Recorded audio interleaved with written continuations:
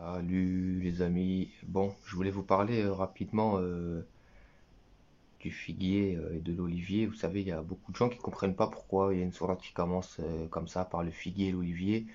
Pourquoi c'est pas par le pommier, le poirier, la carotte et la courgette. Pourquoi le figuier et l'olivier?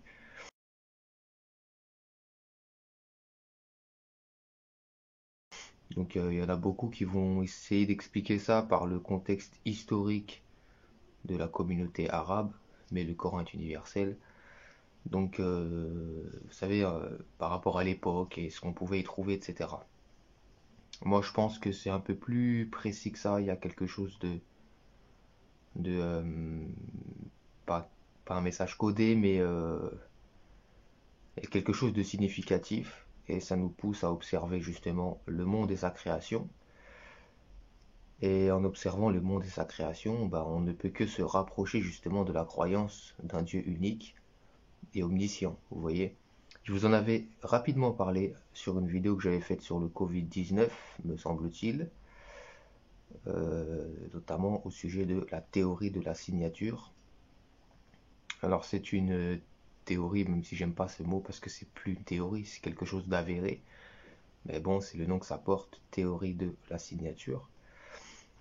Et on connaît justement cette théorie de la signature, le verset du figuier et de l'olivier a une résonance tout à fait différente. Tout d'abord, les amis, regardez bien à quoi ressemble une figue, tout simplement.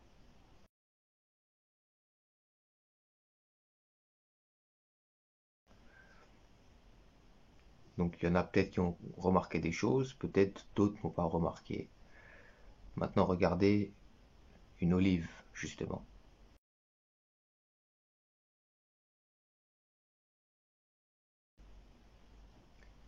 Donc, certains ont peut-être encore remarqué, peut-être n'ont pas remarqué.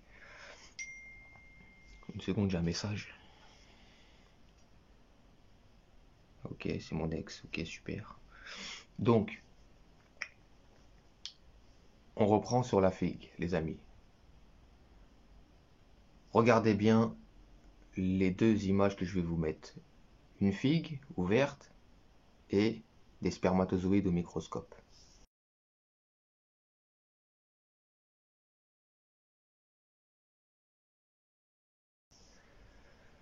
On ne peut pas s'empêcher, les amis, de voir la ressemblance flagrante entre ces deux éléments.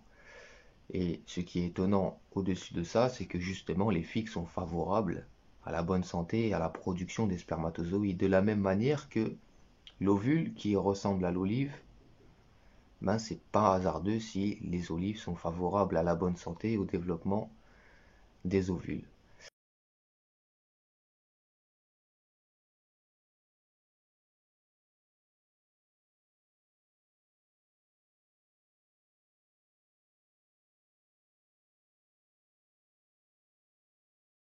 Donc c'est par ces deux éléments que nous donnons la vie, les amis, forcément.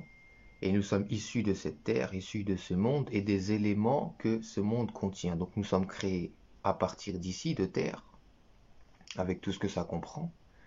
Et donc nous sommes créés des éléments que Dieu a créés. C'est sur base de sa création qu'il a fait cette même création. Nous sommes une extension dans la création de Dieu.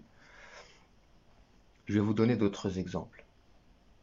Prenez une carotte, les amis. Vous voyez une carotte au microscope.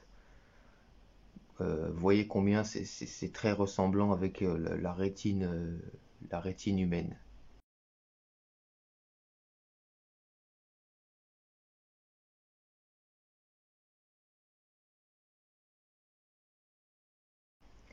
Et encore une fois, ce qui est étonnant, c'est que justement la carotte produit de la bêta-carotène, vitamine A, c'est très favorable au fonctionnement et à la bonne santé des yeux.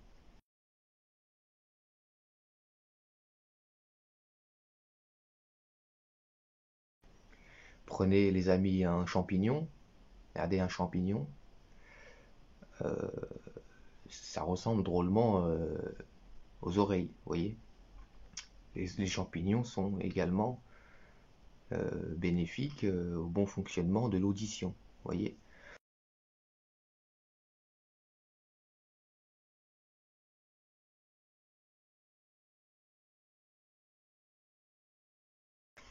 On a la patate douce qui ressemble au pancréas. On a, pour chaque organe de l'être humain, on a un aliment qui visuellement lui correspond, mais qui en plus de lui correspondre visuellement, lui est adapté à son bon fonctionnement. Donc faut être fou, faut être aveugle pour penser que tout ça c'est le fruit d'un hasard justement les amis.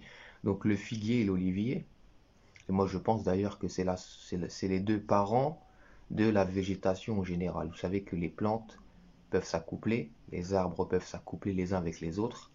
Il suffit qu'ils soient à proximité, sauf les fleurs évidemment, parce que la fécondation des fleurs se fait par l'intermédiaire des abeilles. Sourate porte le nom des abeilles.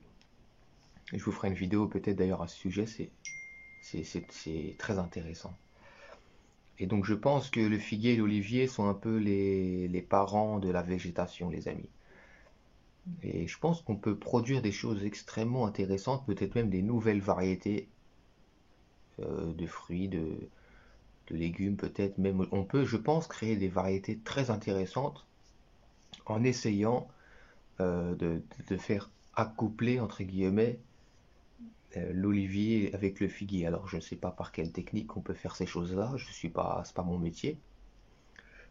Je suis très médiocre en agriculture, même si j'essaye de m'y mettre depuis un petit moment, mais je ne m'y suis pas mis de manière assidue. En tout cas, c'est un milieu qui me fascine et qui me passionne. Donc voilà les amis, je pense qu'il y a beaucoup de réflexions à tirer de tout ça. Je vais vous mettre des images de la théorie de la signature, et puis vous allez vous faire votre petite idée, et puis si vous-même de votre côté vous voulez vous approfondir dans cette recherche, dans cette démarche, je suis persuadé que vous allez apprendre des choses super intéressantes. Donc voilà selon moi pourquoi le figuier et l'olivier, c'est pas juste un choix aléatoire comme on aurait pu dire la banane et la pêche, vous voyez. Il y a quelque chose forcément derrière de plus subtil, de plus intelligent, de plus perspicace. Sinon, ça sert à rien. Donc voilà les amis, portez-vous bien et à bientôt si Dieu le veut.